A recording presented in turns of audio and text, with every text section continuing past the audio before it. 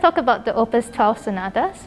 In these early sonatas, what do you think are already distinctly Beethoven, even in these early works? And do we see any traits that you see developed across all 10 sonatas? Well, I think since he was still relatively young when he wrote these sonatas, obviously he was still, paying tribute to the spirit of the masters. Yes, Haydn, and of course these Opus 12 are dedicated to Salieri. But yes, there is already the Beethoven imprint. For instance, displaced accents, going to strange keys, especially towards the end of a movement, giving us a surprise, and which is something that he will take even further as he progresses through. Like the sudden sforzandos, right? The crescendo into subito piano, right? All of those is already present. Like for instance, in the last movement of the D major, right?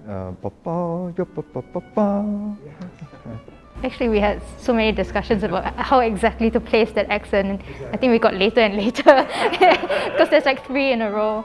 And just even like the spacing of the chords, the density of the chords, that's actually so different from what like Haydn or Mozart would have written in some of their sonatas. And actually, that's why I particularly love about Jan and Albert's playing, like the kind of weight that we associate with Beethoven's sound and how we bring that on in different ways in the sonatas.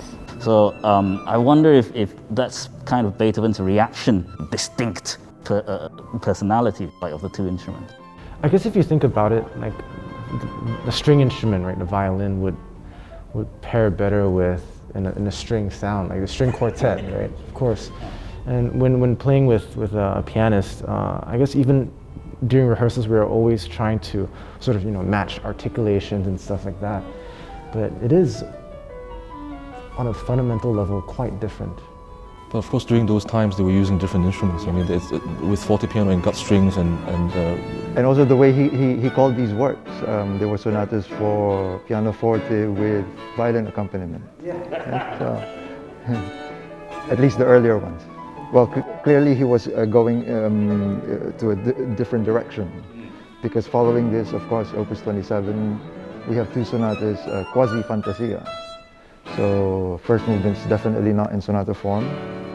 Just going back to the blending of instruments, in my head I'm thinking of the theme and variation movement of number 1 compared to the Kreutzer, and the way that he explores range in terms of where he puts the violin, where he puts the piano. It starts to get pretty extreme. Even in number 1 he was exploring like really low sounds and really high sounds for violin, but then in Kreutzer there's one variation where it's just everything's so high and heavenly and ethereal, and it's interesting how he explores blending sounds as the set unfolds.